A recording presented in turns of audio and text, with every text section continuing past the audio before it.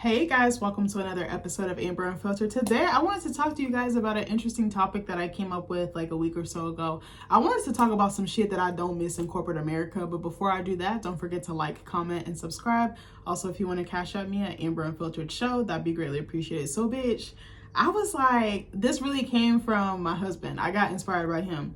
I think I said in another video recently that one day I looked at him because I'm off Mondays and Tuesdays and he works 100% remote. And he has his own office and I have my own office. So I was like, okay, what did I say?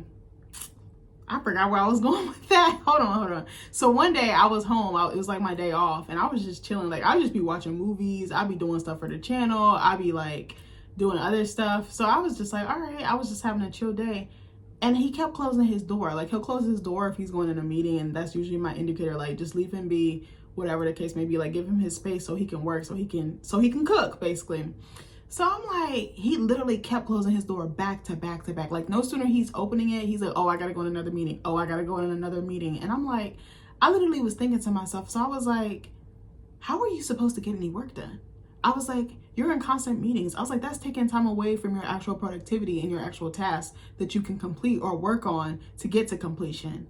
And then I was like, what's crazy is corporate America be like, okay, let's meet. Oh, deadline. And then you want to rush and you want to scramble. I was like, that don't make no sense to me. I was like, that's crazy. But I was really thinking about this. I'm like, so if you spend half your day in meetings or a portion of your day in meetings, what are you getting done exactly? And then you want to rush me for you wasting my time. I was like, bitch, you have me fucked up. Honestly, that's something I do not miss about my last corporate job or any of them, but specifically this last one. Like we used to have 4 or 5 meetings a day that are easily 45 minutes to an hour long, wasting time. I was like, why do we need to meet? And then like we would have to use, I don't know if y'all know Microsoft Outlook. It has like a calendar feature where you can schedule stuff. I had to like look at other people's schedules, our owners. It was like our VP and our it was our vice president or VP and our president who also owned the company.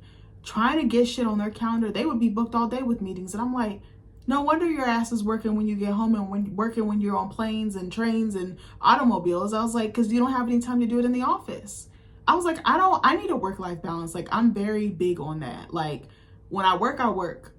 When I walk, whether it's 4 o'clock, 5 o'clock, whatever, I belong back to me. I always said that to myself. I always had that mentality. I'm like, don't call me, don't email me, because it's not going to be checked. Like I used to be very flexible and just bowl over and do whatever not no more. I'd be like, no, don't call me because I'm not the one and I'm not the two, bitch.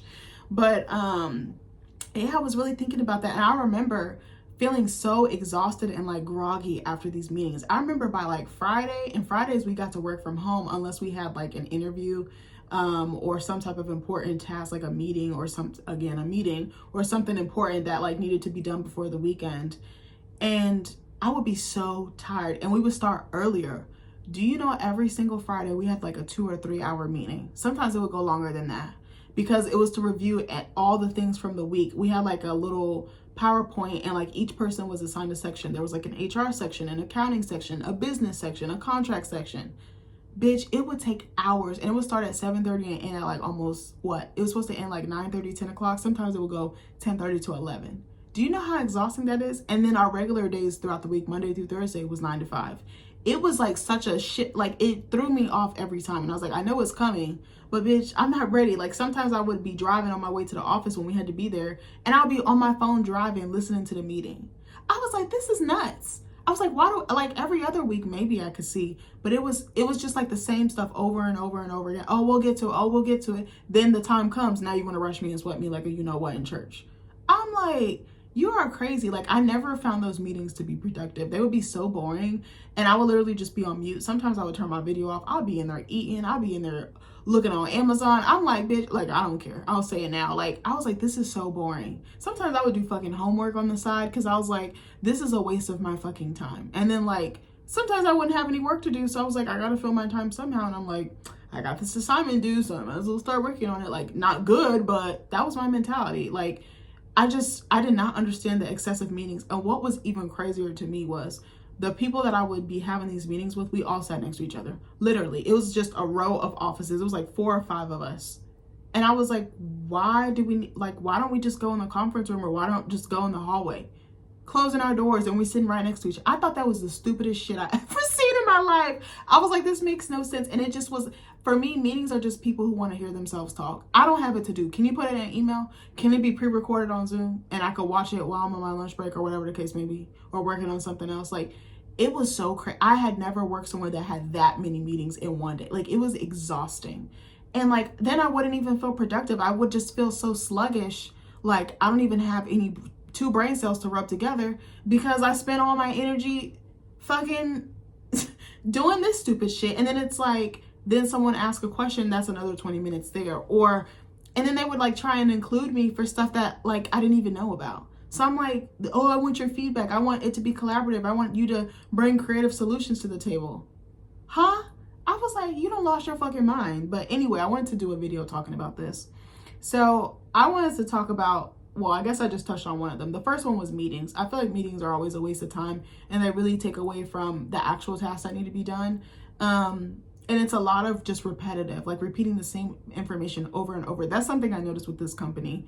Again, I told y'all we had a PowerPoint or like a slideshow, and it would have tasks that we needed to do, and like pending stuff that was like still open. And it was just like showing how backlogged we really were. I think it showed how inefficient we were and how understaffed we were. That's what I really think it showed, to be honest. And it was a smaller company, which should have been a red flag for me. But I love mom and pop companies. I like small owned businesses. Those are like my favorite to work for. I just feel like the environment's much better, even though at times it can be toxic. But in comparison to a large corporation, I think that it's better. Number two, something that I really don't miss and fucking hated was like lack of career growth. And I feel like it goes hand in hand with the next thing that I'm about to say. But I feel like I never really I didn't expect a promotion, but I was like, it would have been nice to be considered or for someone to mentor me and take me under their wing. Like, I never really had that experience. And like I said, I started working when I was 17, but like my first corporate job, I think I got when I was about 18 or 19. And I did corporate jobs all the way up until I was about 30. So like 10, 11 years of just back to back. And I'm gonna be real with you. I was a serial job hopper because a lot of these companies are very toxic. They're very racist and they're very sexist. I said what I said. And in any industry, it's not just one or two, like it's all of them. It could be Hollywood, it could be movie industries, TV industry, it could be, you know, administrative things, it could be construction companies, food companies, like they're all toxic. Sorry, I said what I said. And I'm standing on that. But I never really got promoted. I remember actually one time where that did happen to me and it was a shit show. Hold on, I'm gonna take a sip. So actually the place where I met my husband at, and I'm not going to say the name of that company, but I met him years ago at a place. I was already there and I was actually the front desk receptionist. And then I actually heard about a job opening in the like service department, I'll call it. And I went back there, someone was leaving. So they were like, we have a spot open. We think you'd be a good fit. Cause I think I was like breezing through the receptionist stuff and it was like really boring. Like there'd be some days where like, I'm just sitting up there for hours with no work to do. I've helped other teams with their work. I've done all the tasks that are required of me. So I'll just be bored. And I wasn't like in school at that time. So I'd just be up there listening to like fucking Alina Baraz, meditating, like looking up, like reading about art. Cause I was like, I literally don't have anything to do. I don't know if you guys know the Fader magazine. I used to read that like religiously when I was at that job because it was just so boring. Like, and then some days like hours would go by and nobody would need anything. Nobody would come up.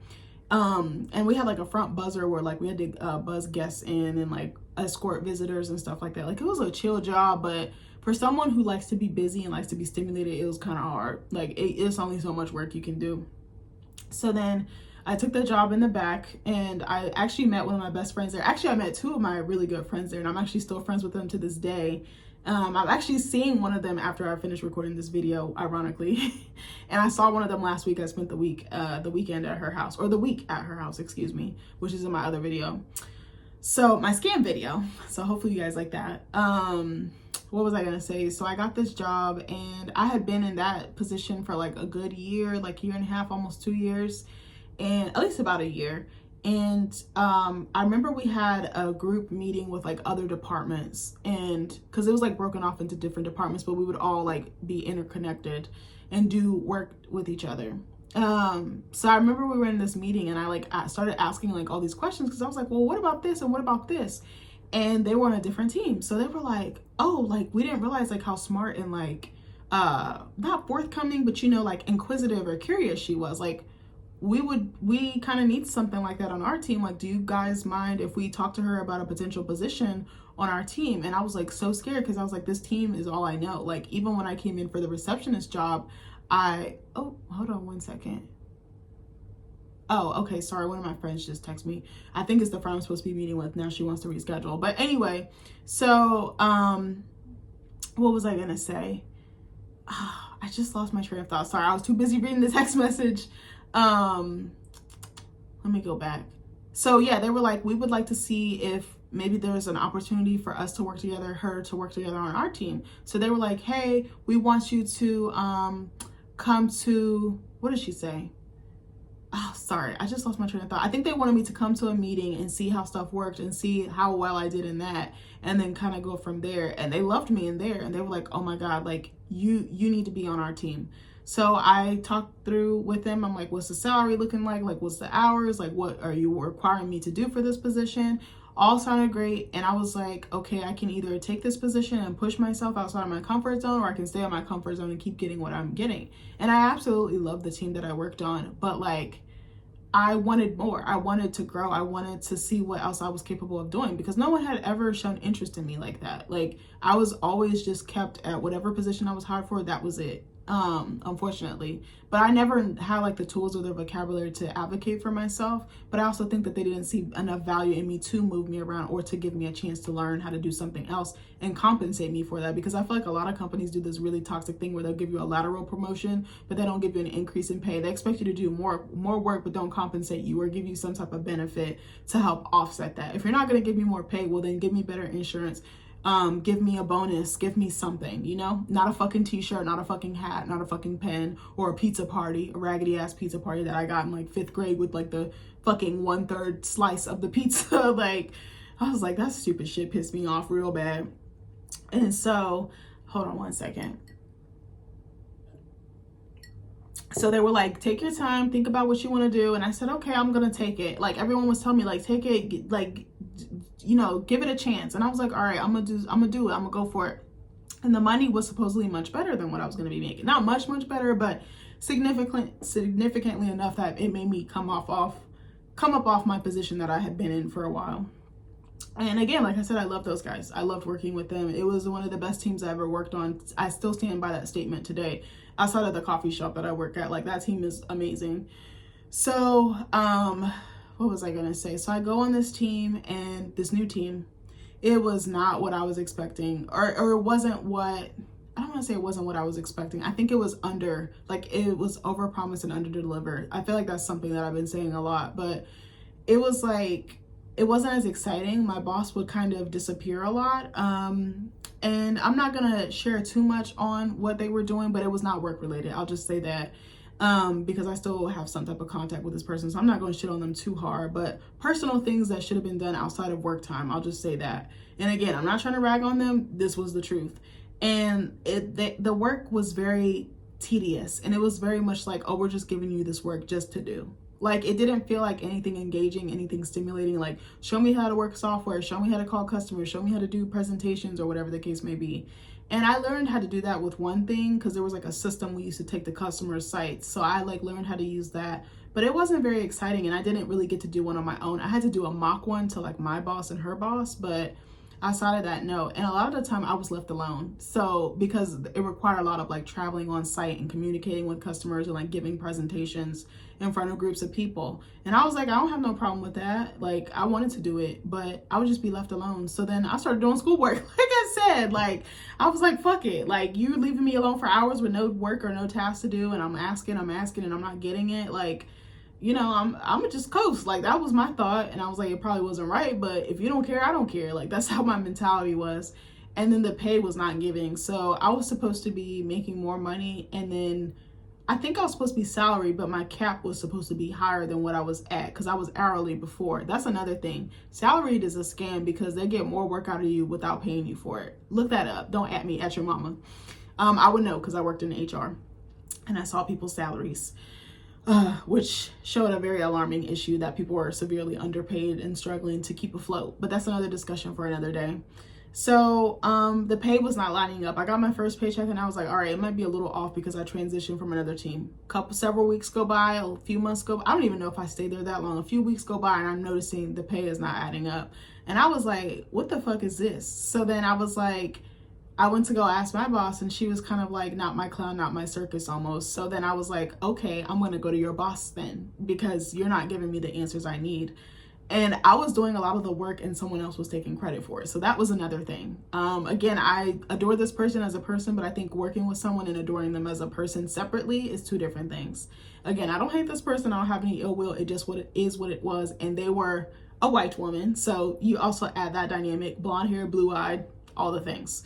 So I went to her boss and I was basically told, oh, you don't meet the threshold or the cap and da-da-da. Like I basically got bullshit used car salesman talk. So I wasn't getting the money that I was promised and it wasn't as engaging or whatever. And I know that at first you don't always have the tools you need to start a new job or a new position, even if it's within the same company.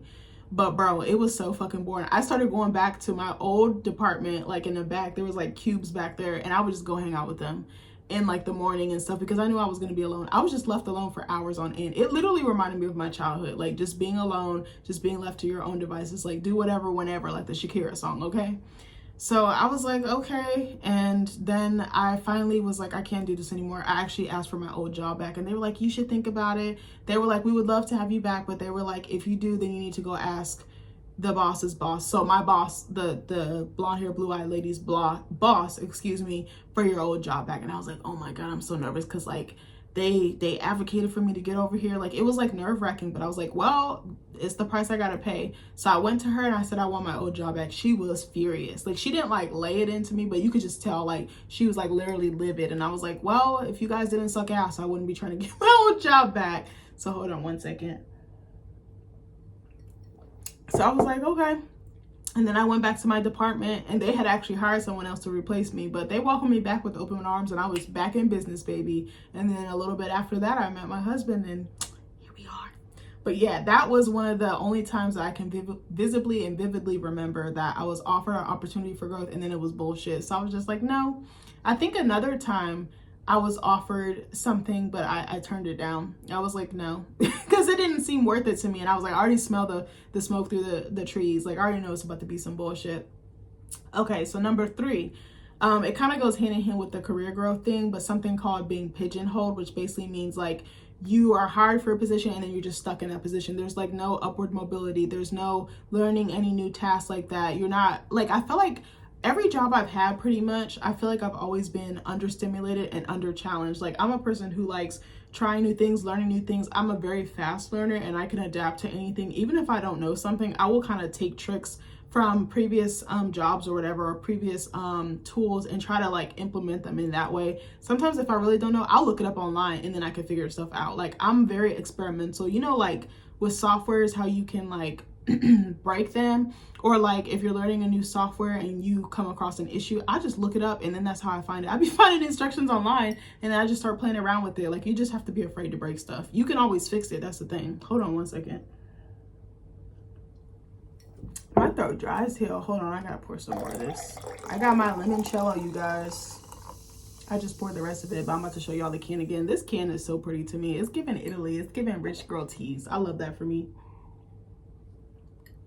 So yeah, I've always been like really smart. I've always been able to get stuff, even with like very little training. A lot of the times when I've gone to jobs actually, or started a new job, I really didn't get that much training and I was able to figure shit out, just go along to get along type of thing. But yeah, no, I'm not afraid to like try new things and put myself out there. I just feel like people don't think that I want it, or they think, oh, she's happy with that job. And it's like, that's a misconception and that's terrible that you just assume that instead of asking or clarifying, like I said. But I feel like that's always happened to me. Like then the thing is, I'll master the job within like 6 months to a year and then I'll be bored out of my mind because I'm literally just doing the same thing every day. There's no deviation from the normal or the routine. It's just like monotonous. It's like tedious and it's like, this is boring. It literally felt like I was pulling teeth and like my mind was just going numb. Like I wasn't excited about what I was doing. There was no passion, and then that made me miserable. And then it's like, it's even worse because I'm not pursuing my artistic talents. I'm not pursuing my creativity, my creative calling over my life. So then that would just make me depressed, bro. Like I would like spiral, and like I was trying to explain to my husband, and like I don't think he really understood. I was like, when you have a calling, when you have a gift and you're doing everything away from that, it's really soul crushing. Like it'll fuck you up. It's like you die, a little piece of you dies inside. And it's like I'm doing someone else's vision, what someone else expects me to do, not what I want to do, not what God has called me to do. And that was really challenging for me. I think that was one of the biggest things that I struggled with, and why I kept quitting jobs, because I wasn't feeling fulfilled, and no one would stop to ask me. They would just be like, oh, she quit. Okay, I can replace her. Because in corporate America, you're just a number, for real, for real. Like, honest to God, like it sounds fucked up, but it's true. So that was a huge problem for me. Number fucking 4, the commute. I hated fucking commuting. Anytime I would find a new job, I would always try and find a job close to home.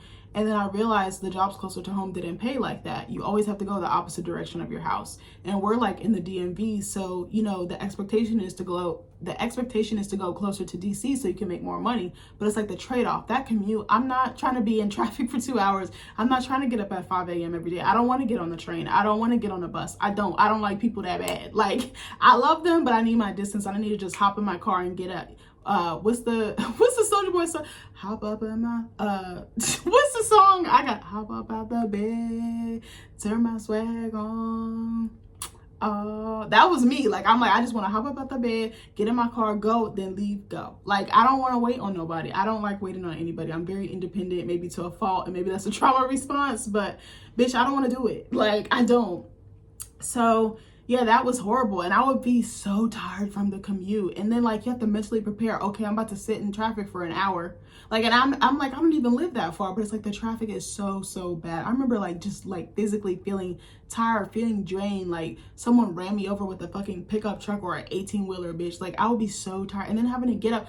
Why I'm working at 9, I gotta get up at 6 o'clock. That don't make no sense to me, because it's like, I know if I leave after a certain time, I'm screwed. Like I'm gonna be late, and then my attendance is gonna affect my performance at work. And then that's a whole other set of issues. I could get fired or written up or put on a performance plan. Like, oh, like it's so frustrating. And I'm like, why is it that we have to travel farther to get more money? Like, why can't people stay close to home and still be able to make ends meet? Like, why is that such a foreign concept? Like, oh, I can't stand it. Like, actually, I love the fact that my commute is literally like 10 minutes. It's 10 minutes away from my house, 12 on a bad day, 14 on a really bad day. But I'm like, I'm not driving far again. Like, I'm not doing it. Like, it's not worth it to me. It's not, no amount of money is worth that to me. Like, because I'm going to have to give something up. And can you imagine? I used to work 45 minutes from my house last year. This time last year, before I left my corporate job, before I left the corporate world, 45 minutes. So really that's an hour and 15 minutes on my way home.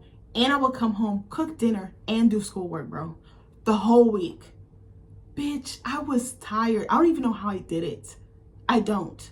Like, and even when I was working, I had another job where I was like 10 minutes away from my house. It was still exhausting. Like, that's a lot. Like, to have to do all that. Like, I really wanted it. I really wanted that piece of paper. I was like, by any means necessary. I don't care what I gotta do. If I gotta kill a bitch, I'll kill a bitch. Like, not really, but you know what I mean. So, number fucking 5. Ooh, bullies and cliques. I do not miss working with mean girls. I do not miss working with bullies. Like, men in positions of power who abuse it and terrorize us. I do not miss that shit. But cliques, women in corporate America are terrible. Not all of them, but most of them. Like, I've had such horror stories of working with women and them being so nasty, so rude, so catty, so insecure, so jealous, so mean, like to the point it like made me sick. Like, it made me mentally sick and physically sick. Like, I remember this one job I worked, I think I told y'all about this in another video. It was a few years ago. I'm not gonna say where, with who. It was like 4 or 5 of them. I used to call the main one, I used to call her Queen Bee, because she stung. Her stingers, that bitch stung, okay? And she was nasty. She would go out of her way to be nasty to me. I was talking shit about her, but I was like, I'm talking shit because you started it. Like, and I actually found out later that she got her karma, and I was like, that's what you get. God don't like ugly, baby. I'm blessed and highly favored. But that wasn't the only time. There was another time, I'm gonna say it. I worked at a construction company. I'm not gonna tell you which one. Bro, I worked at a construction company. This girl was so nasty to me. It was like the same thing, like a little clique. It was like 3 or 4 of them. And the main one, she actually reminded me of the one that I just told you about. She was like the queen bee. Like, she controlled everything. There was very much a hive mind mentality. And I was like, I don't get down like that. I've always thought different. I've always thought for myself. I don't move like that. So she was just so nasty. She was so bitter and so miserable, and she would project it onto us. And it creates this like environment or this atmosphere, like this tension. It feels like you have to walk on eggshells, like you couldn't breathe.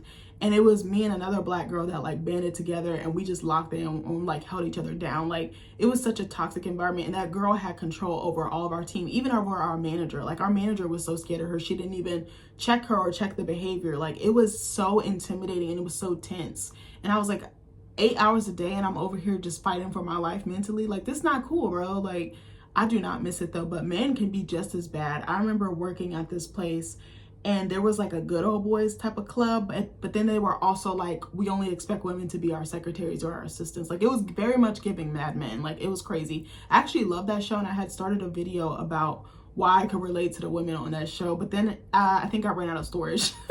So I need to go back to that video at some point. But bro, like, I do not miss that. Like, I don't really experience that. Actually, no, I don't experience that at my job. I work with pretty much all black people, which is great. And like black people who are in tune with their blackness and respect me as a black woman. Like, it's so nice. My boss is so sweet. Like, today I came in and I was a fucking mess, and she could tell, and she hugged me. She was like, I'm gonna call you at 6:30 if you want to talk about it. I was like, that, I've never had a manager do that, ever. Anytime it's just, oh, suck it up, you got work to do. We got profits to make. Like, they only cared about productivity, not the actual person. And that's where my boss is very different. She doesn't go the capitalistic route. She's very much, I care about you as a person, because if you're not right, nothing else is going to be right. She's not thinking about her business. She's thinking about you. She centers you. And I love that about her. Like, shout out to her. So, number 6. Code switching. I do not miss that stupid shit. That shit is so exhausting. It's like wearing a mask and then the mask gets stuck to your face. Like, it is so exhausting pretending to be someone you're not. It is so exhausting having to play the game, having to cape to whiteness and to Eurocentrism. It is very, very exhausting, and people don't think about this. Like, there are a lot of black people suffering in corporate spaces. They might be high up, they might be mid-level, they might be on the entry level. There's so much shit that we deal with. The underpaying, the being undervalued, more work being put on our plates. Like, we're driven to the limit, past the brink. Like, it's too much. Like, that was another thing that really made me tired, besides the things that I just listed, like the pigeonhole and not being stimulating, the meetings, but also like the code switching and the bullying. Like, all this combination is so exhausting. It's very, very exhausting, and it takes a toll on you. That's why I was like, I gotta walk away. I couldn't do it anymore. I was like, sometimes I'll like doubt myself, and I'm like, maybe I do need to get a job, you know, because I need to make more money. I need to do this. But it's like, it's not worth it to me. Like, it's just gonna have to be what it's gonna be until a better opportunity presents itself.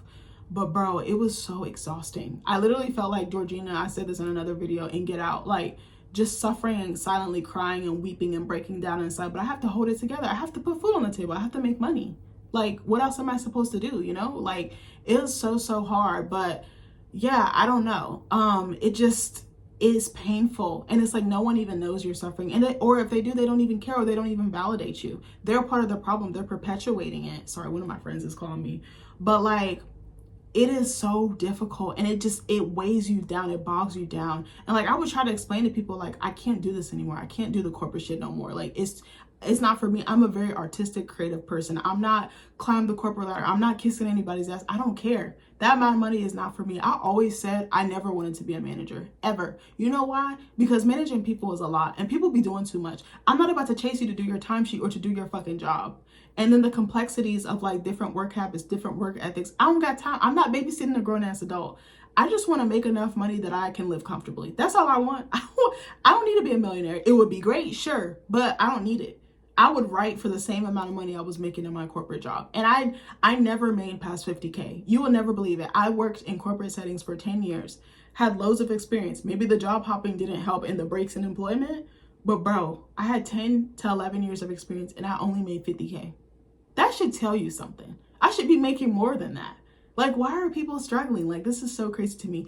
And a lot of the times, admins are not valued. Admins are the backbones of loads of company. Every company has an admin. Someone to do your paperwork, someone to balance your books, someone to just all the little things, interacting with customers, maintaining the order of the office, charts, graphics. Like, there's so much that admins do, and we're not valued as much as like a technical person or someone with a physical skill, like a physical trade. Like, we're not, and I don't know why. I'm like, we literally hold companies down, and y'all don't see it that way. Y'all want to give us raggedy ass lunches and fucking candy baskets with king size Twixes, but you don't want to pay us worth of shit. That's so crazy to me. We be doing the mail, we be doing everything. Like, when like one of my jobs, I literally did everything. I was the only HR person, and there was 100+ employees.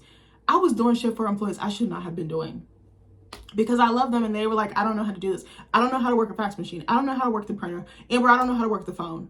How the fuck do you not know how to work your cell phone? Like, admins are so smart, and we're like the behind the scenes guy, you know, like in a film production. Like, we're like the cameraman, you know, like maybe not even that. We're like grips, or like the PA, like the production assistant, or like the grips, like the person holding the sound. It's key. You might not think it's key, but it's integral, and it's a part that it needs to be there, because if it's not, the whole fucking machine or the whole production will fall apart. But no one sees value in us. That's so crazy to me, bro. So crazy. Like, anyway, sorry, I'm getting so excited. I was gonna do 10 things, but I couldn't think of 10 things. So number 7, I think this is my last one unless I come up with something else. The lack of fucking support I received, especially from like management, upper leadership, usually my direct manager or direct supervisor. It was terrible. Like, I had to be like super hyper independent and like super hyper responsible. Like, a lot, like when I would come into a job, I would learn how to do everything. And I felt like I was always the go-to person. They're like, oh, I don't know. They'd be like, well, Amber knows. Like, especially when I did my HR job, the first one, bro, I knew how to do everything. And even if I didn't know how to do something, they'd be like, well, I know you don't know, but I know you can figure it out. And it's like, that's low-key abusive. You're taking advantage of the fact you didn't even try. Like, and it's like, then you become dependent on everything. You're expected to do everything. You're expected to fix everything and put out all the fucking fires. That's what I had a problem with. And I was just like, this is too much. It literally reminded me of my childhood, because it was like, was so responsible from so young that people expected of me. And when I don't, and I drop the ball, it's like, oh my God, like the world's ending. But I remember my therapist last year. I had a different therapist last year. She was so sweet. I'm kind of like bummed that I had to like part ways with her. But I was like, that lady, I wish something good for her, like every day of her life or every week of her life. But she said something to me that was so profound. After I left my last corporate job, she was like, your job is traumatizing you. She was like, it's all the things that you dealt with as a kid that are showing up, and that's why you feel so viscerally about it. Because she was even noticing it. She was like, you're very bogged down. Like, as soon as I left that job, bitch, my light came back quickly, expeditiously, as T.I. would say. Like, she was like, you're lighting up, you're happy, you're chipper. Like any other session, bro, I was not. I was exhausted from having to pretend, from having to play the game, from having to assimilate to a culture that don't want me there to begin with. It just wants my labor. It just wants to exploit me and my brain.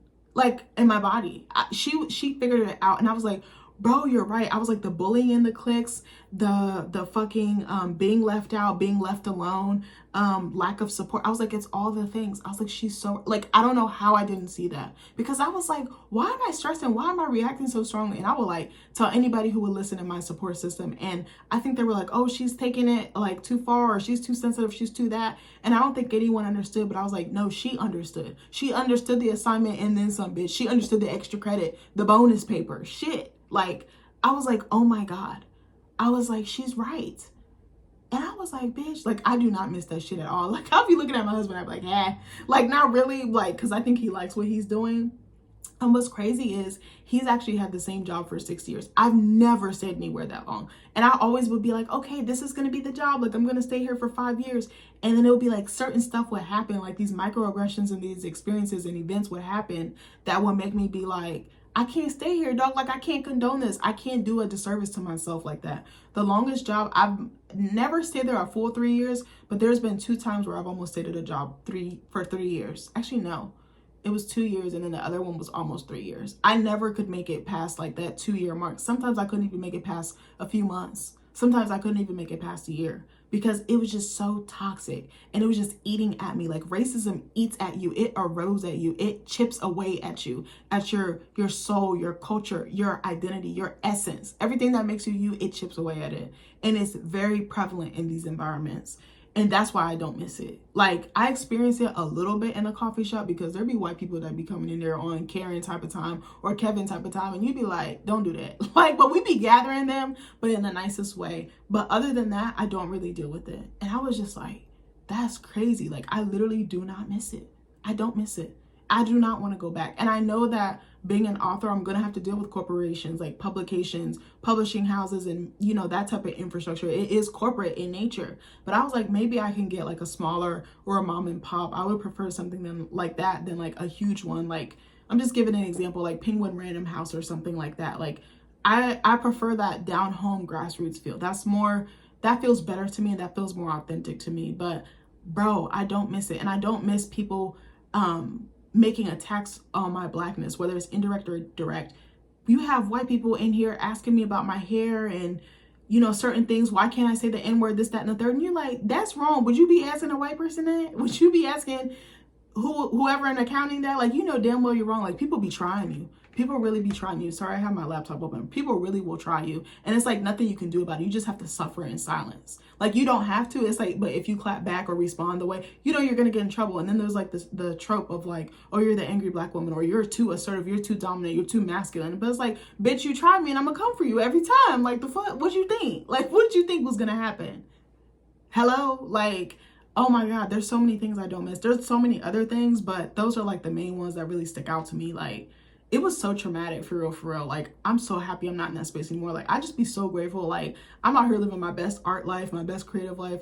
I work a good job. I work with good people. It's right by my house. Like, and I can still be close to home. And like, I'm in control of my time. And that's something I've always wanted. I feel like when you're in corporate settings, you're on someone else's time. You're on someone else's clock.